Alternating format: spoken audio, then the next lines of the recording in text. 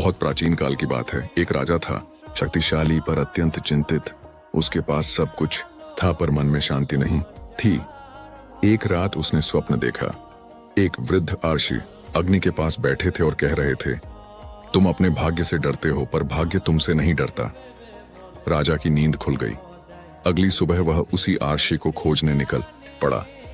कई दिनों की यात्रा के बाद वह एक वन आश्रम पहुंचा।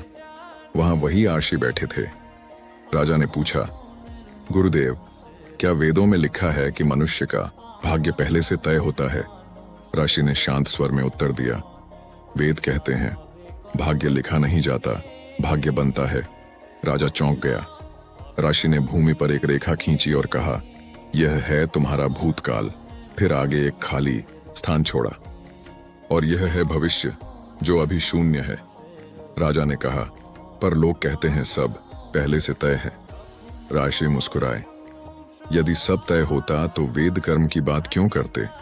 उन्होंने वेद का वाक्य कहा, मनुष्य कर्म से बंधता है और कर्म से ही मुक्त होता है।